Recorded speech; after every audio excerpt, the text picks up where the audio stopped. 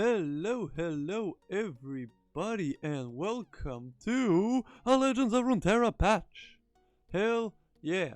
So we're going to be looking at these changes, first reaction though, just so you guys know and see what's up. So, champion expansion, yay, we get Aphelios and all of his cards, I guess.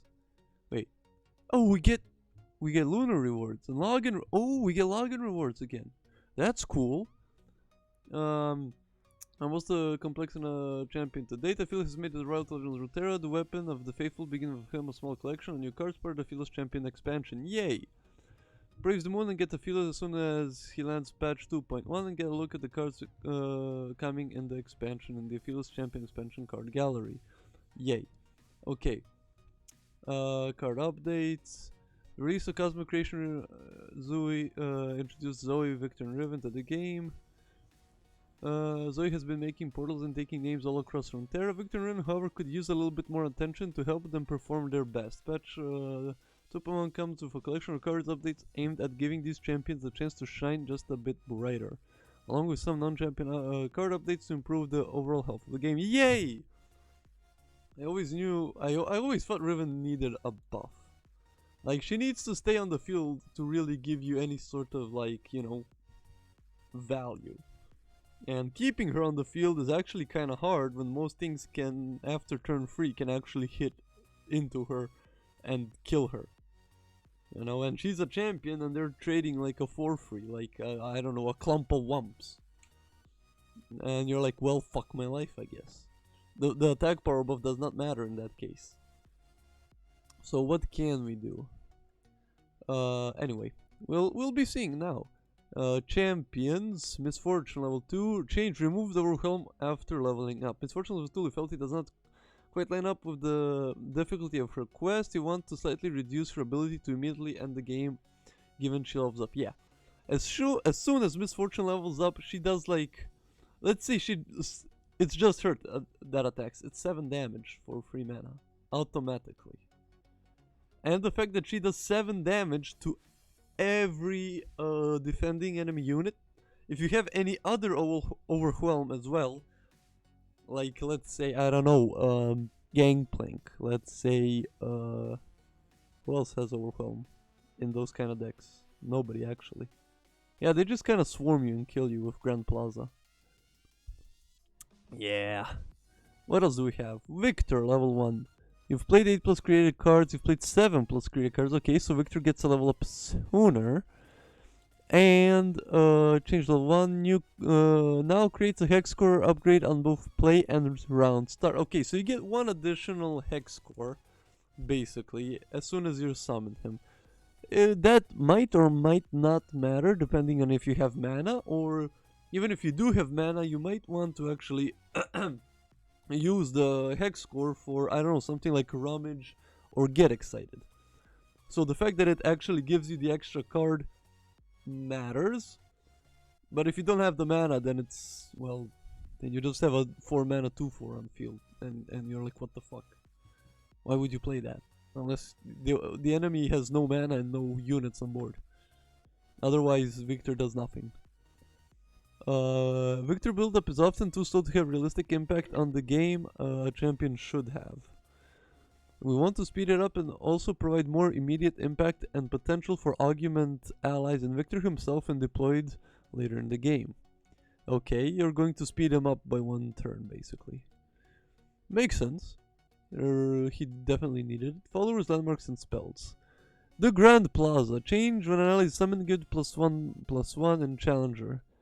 Change to when an ally is summoned good +1/+0 and Challenger. Okay, so this is definitely needed. Everybody was complaining about Grand Plaza. It was way too goddamn powerful of a landmark. And in Demacia, no less, which most units have like high health. Like, you know, Garen, like Radiant Guardian. It has tough even too, so like, what the heck. And with one of the most important units, what was his name again? Grizzled Ranger, a 3 mana 3/1 with with Last Breath summon a 3/4. Like, yeah, Give that challenger and +1 attack, and you can kill whatever the heck you want. So yeah, Grand Plaza has been a positive new tool for mid-range Demacia decks, but its stat distribution on top of a challenger makes it too easy to make profitable challenge trades while adding resiliency. By removing the health buff, we want to allow more wiggle room for counterplay and soften the ability to keep your Plaza units alive after challenging with them. Exactly, that's exactly what it needed. That's exactly what it needed. Warships. Originally, we made the adjustments. We had thought that retaining health was more powerful than attack. We were wrong about that, given the nature of support units needing the ability to at least trade into more board states, so we're making a small adjustment to Warships. Okay, so taking 1 health away and giving it 1 more power, that's fine. 2 mana, 2/2, that's fine. Give my supported ally +1/+1, yeah, that's fine. It's good. It's a good change. It might see play. Will it though? Probably not. Nobody plays them. And considering Lulu decks aren't that powerful, like they were like, I don't know, first, let's say 4 weeks of the expansion where Lulu came out. After that, she was like nowhere. Homecoming. Cost from 5 to 4. Recall an ally unit or landmark to recall an enemy unit or landmark. So we want to add some power to Ionia's identity as the only region that can recall enemies. Kinda like Freljord is the only region that can, what you call it, frostbite enemies. But then again, they do have a lot of powerful cards that can frostbite, like Flash Freeze, Harsh Winds, and so on and so forth. We want to add more power to Ionia, as Identity is the only region that can recall enemies. The adjustment should provide some more texture and potential for the usable spells within Ionia. This adjustment should provide more texture and potential? I don't know, it does require you to have a unit on board to actually play it, so it's not just 4 mana that goes into this. Unlike the previous Will of Ionia, which did cost just 4 mana. But having to recall a unit, depending on what it is, like preferably someone like Green Glade Elder or someone like the 3 mana 1/2 elusive unit, Shadow something. I can't think of her name right now. But yeah, this is still probably not gonna be played. Like, let's say you have Yasuo, just Yasuo and something else remaining. Like, you have to recall Yasuo. There's no going around that. This is still not an optimal card, I think. Like, if it recalled the enemy first, at least, that would be something. That would be something if it recalled the enemy first. But no, it says recall an ally unit or landmark to recall an enemy unit or landmark. So, exactly because of this wording, this card won't see as much play. If it was the other way around, to recall an enemy to recall an ally, then that would have been different. 100%. Green Glade Elder base stats from 1/1 to 3/1. God damn, Elder, you've been working out them packs, them gains. Like with Homecoming, want to make a few small changes directly at improving some of Ionia's core mechanics. The Elder stats made it impossible to be feasible, so this adjustment should provide hand buffing decks a bit more board presence and potential while setting up. Well, yeah, it's gonna give a bit more board presence, I suppose, but like when are you realistically going to play Green Glade Elder? What deck really needs a +1/+1? Like, if you want that, just play Omen Hawk. It's easier. It's less mana. Omen Hawk can even kill the Green Glade Elder. So, like, just play Omen Hawk. Just play Freljord if you want to buff stuff. Captain Farron and some create 3 decimates in hand went to creating 2 decimates. Okay, so 1 decimate less. The direct damage output provided by Captain Farron can be overbearing in many games. Well, he is a finisher. 8 mana, 8/8. I mean, okay, listen. The fact that just Captain Farron can lethal you can be something really bad. Let's say you have full mana. 10 mana and 3 mana gems. 8, then you have 5 left over for a decimate. And the next turn you can play the other 2 decimates and that's 20 damage. You can technically in 2 turns kill anything with Captain Farron, like that. So, direct damage output per Captain Farron can be overbearing. Also, prevents certain region combinations from effectively executing a slower game plan. Yes. We're providing more breathing room while playing against Farron, while keeping his shape intact. I mean, yeah, I mean that armored mofo, yeah, his shape is intact, trust me. Ain't nothing getting in the way of his shape. No siree do. And the fact that it just creates 2 decimates now, actually that might actually be a little bit of a buff in Jinx decks.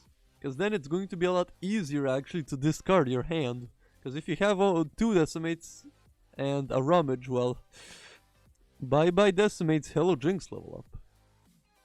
So that can definitely be a thing. Blade of the Exile went from 3 mana to 1. So now you're not just casting all of the fragments at once, basically. And granting instead of giving. Blade of the Exile is a bit too clunky to be used effectively.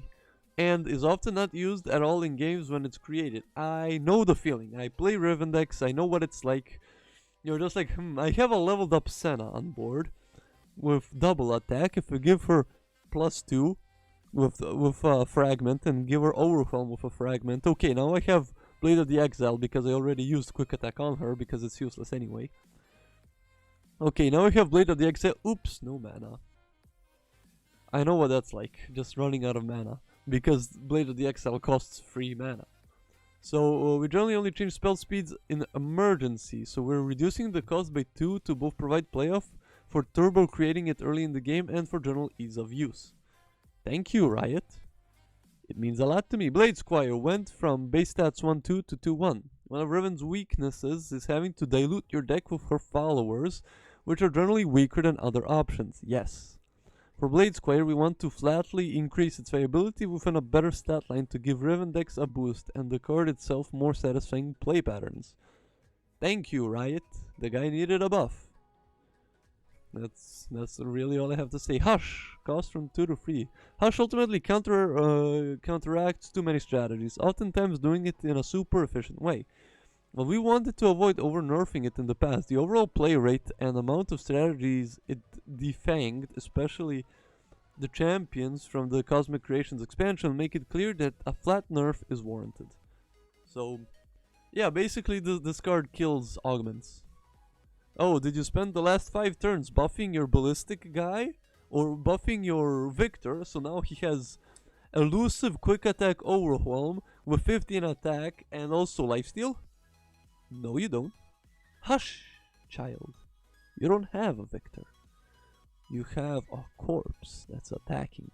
Exactly, so, yeah. This is really needed. Hush really just kills a lot of stuff. It just literally removes the Blade of the Exile from ever being in the equation. All of the other fragments as well, so yeah. Hush really needs a nerf. Spell Cascade or Diana Spell Cascade. Change. Give an ally +2/+1 this round. Nightfall, draw 1. Give an ally +1/+1 this round. Nightfall, draw 1. Well, there are strong burst spells at similar cost. Spell Cascade provides all target on deck sufficient combat superiority and protection without much of an opportunity cost given its built-in card draw. By reducing the overall damage, we're removing some of the potential to create better trades or push damage. Yes, you are. Like, yeah, the card is strong. And now you can actually play Pale Cascade in turn of a Pale Cascade. Because it's a 1/1, now you can actually use your own Pale Cascade to save your unit from battle who was from another unit who was Pale Cascaded. Yes, and words, I use them. I make them super good. So that should definitely help in reducing Pale Cascade trades that should have been lost or won, depending on which side you're on. New single player labs. I like single player labs. They are the best. Nothing better than a single player lab, in my opinion. After countless ever experimentation, Henry is finally ready to unveil his latest greatest achievement. Introducing the appropriately named Lab of Legends, our first Legends lab, and another foray into the world of single player adventures. First introduced in our 2021 roadmap update, Legend Labs are experiences that focus on progression, customization, and adaptation. Building off those themes, Lab of Legends gives you a choice between 8 different champions, each with their own pre-made deck, and pits you against a series of increasingly difficult encounters. As you progress, you'll earn new cards, passive abilities, and items that power up cards in unique ways. No two runs are the same. Expect to see some crazy combo possibilities emerge as you reach later stages. Don't be reckless though. Your Nexus health carries over between rounds and is only refilled after a boss encounter, so be sure to pace yourself. Emerge victorious. Nice little pun there, right? At the end of a run, and you'll earn a unique icon based on your selected champion. Fight hard, experiment reasonably, and try to collect them all. Fuck yeah, I will! This is what I've been saying all along, ever since the Diana and Leona single player lab. We need one thing that Hearthstone did perfectly well was make single player content. Those campaigns they have, they're all good. They're all very challenging, very hard to beat. And I like that about Hearthstone. That's, well, the only thing I like about Hearthstone. And I wanted some of that. If you make this voice acted, plus some unique interactions, or at least voice lines from enemies towards each champion, right, I will fall in love all over again. Please make it so. I know you don't care, about my opinion at least, but please. More boards, whatever the fuck this is, Club Ox, Guardians, okay. New card backs, not important for me. New emotes, cool. Okay. New deck, okay. So we went over the important stuff. And this is something super good. I want this.